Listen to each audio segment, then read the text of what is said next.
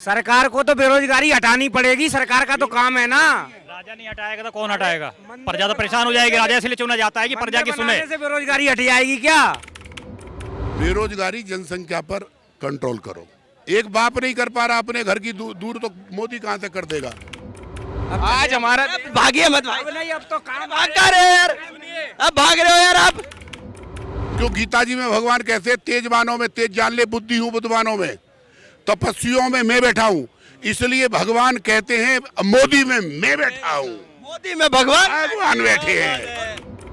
क्या नाम हो गया जी? मेरा जय श्री राम। जय श्री राम। हाँ जी, नाम ही जय श्री राम। अपने नारे लगवा रहे हैं। हाँ जी। अरे बताइए, राहुल गांधी यही लाल किले से सामने से नरेंद्र मोदी पर बड़े बड़े आरोप लगा कर गए हैं और इसी भारत जोड़ो यात्रा के सहारे प्रधानमंत्री का चेहरा कांग्रेस पार्टी और पूरा विपक्ष। पागल आदमी के ऊपर मैं कुछ नहीं कह सकता, वो पागल है। अच्छा, वो पागल है, कुछ भी कर सकता है और पागल के द्वारा किया अपराध कोई अपराध नहीं है। तो राहुल गांधी पागल है? बिल्कुल ठेठ पागल है, ठेठ पागल। तो पागल कैसे? राजा भोज कहाँ कहूँगा तेली सूर्य से अब मुकाबला करे? कहाँ बेवकूफ आदमी यार, किसकी बात कर रहे हो?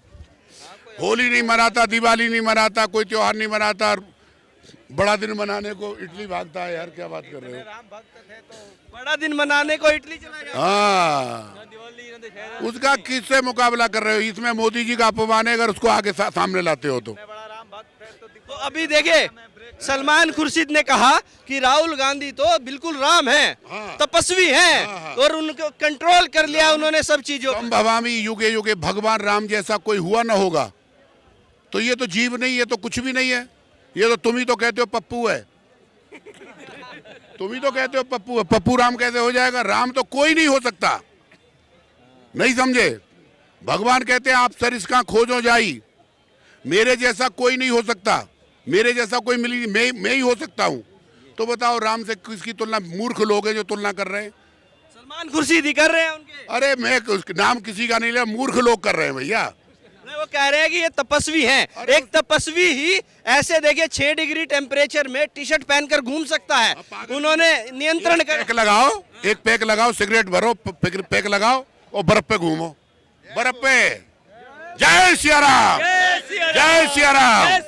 रुकिए तो, अब आप रुकिएगा, ऐसे जाएंगे तो कैसे ए क्या योगी जी वाले पहन लेके घूम रहे भाई साहब?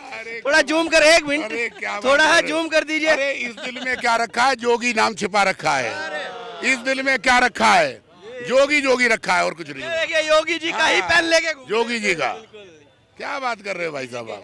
कह रहे हैं कि 2024 तक आखिरी है नरेंद्र मोदी का, इसके बाद प्रधानमंत्री कोई और। ये कहा भाई साहब, प्रधानमंत्री है, प्रधानमंत्री रहेगा और जिस दिन जाएगा प्रधानमंत्री जाएगा, उसको मृतलोक में उतारने वाला नहीं है। वो शिवलोक का आदमी है, वो शिव अंश अवतार है, भगवान शिव का अवतार है।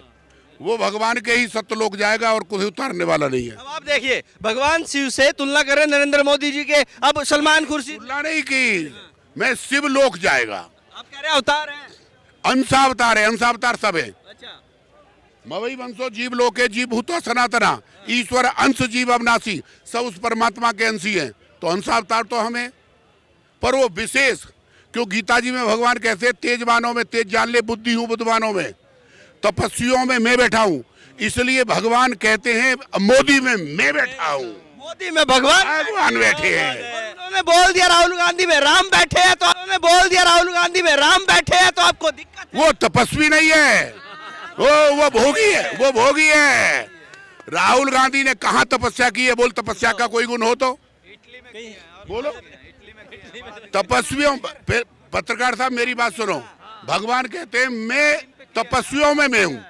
गीता जी सुनो, अरे सुनो, तपस्वियों में मैं हूँ।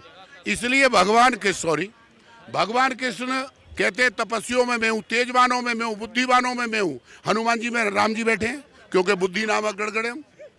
इसलिए अर्जुन, ये मोदी जी परम तपस्वी है, इसमें भगवान राम बैठे हैं, भगवान कृष्ण बैठे हैं।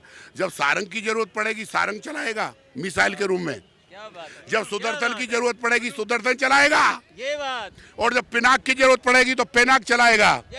जब तक मोदी है भारत जय सिया राम है, जय सिया राम है। देखिए भाई साहब, अगर एक दिन कांग्रेस पार्टी वालों ने राम जी को राहुल गांधी में मांग लिया तो दिक्कत क्या हो गई? अब 29 दिन मोदी जी में बैठे हैं तो एक दिन उनमें बिठा। अगर हमारे मांगने से मांगे तो मैं आपको मांग लूँ ना। जब मैंने तपस्या की नहीं है तो भगवान मेरे में कहाँ आएंगे? अर्जुन ने मोदी ने तपस्या की है, काम को जीता है भाई साहब। काम और लोभ को जो जीत लेगा, लोभ को, परधन को पत्थर समझे परत्रिया मात समान। ऐसा है मोदी जो परधन को पत्थर मानता है और परत्रिया को अपनी मात मानता है, वो उसमें और भगवान में कोई अंतर नहीं रहता है। बताओ, बेरोजगारी दूर तो वो कहते हैं, कभी कहते हैं, देखिए पहले जब चुनाव हुआ तो कहा चौकीदार चोर है, मोदी जी ने कहा मैं चौकीदार हूं, तो इधर से विपक्ष ने, ये जो कच्छे में घूम रहे हैं इन्होंने तो गदर मचा रखा है।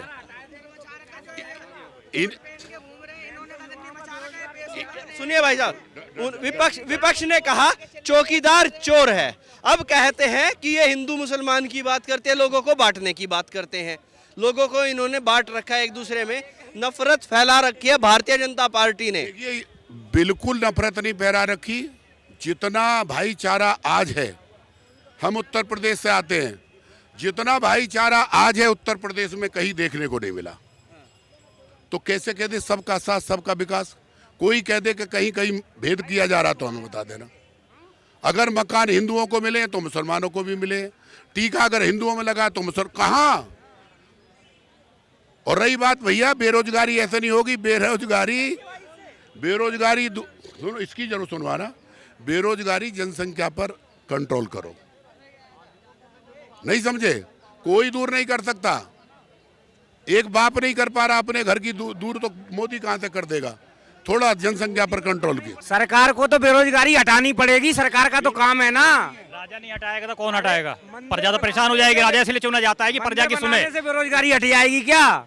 मंदिर बनाने 370 आने हट जाएगी क्या? कुछ ऐसा काम करो जिससे रोजगार को युवाओं को रोजगार मिले। आप सजेस्ट करो ना कि भाई क्या काम करे, बताइए आप अपने व्यूज दीजिए कि भाई कि वो क्या करे कि वो बेरोजगारी हट जाए। वही तो वो सरकार को सोचना चाहिए। आपको तो सोच रहे हैं, आप अपने भी तो कोई ना कोई आइडिया बताइए। सरकार ने सोच लिया हम पटेल जी की एक स्टैचू बनाएंगे। सरकार ने सोच लिया, सुनिए मेरी बात, सरकार ने सोच लिया हम धारा 370 हटाएंगे, हम राम मंदिर बनाएंगे, हम वाराणसी को, काशी को कॉरिडोर बना के देंगे। अब आप बताइए कि ऐसा क्या करे कि जिससे बेरोजगारी हटे? राज्य जैसे अलग अलग राज्य हैं, अभी पूरे भारत का आदमी जैसे दिल्ली आ रहा है, बॉम्बे जा रहा है, तो हर राज्य में अभी तो कुछ संसाधन कर सकता है, फैक्ट्री कंपनियां बना सकता है जहां युवा अपना काम कर सके। आप कहाँ से आते हैं? मैं एमपी से आता हूँ। एमपी से आते हैं? भिंड मध्य प्रदेश से। फैक्ट्रियां आज भी हैं हमारे देश के अंदर। ये बेरोजगारी वाली बातें वही करते हैं जिनके अंदर कोई स्किल्स नहीं होती।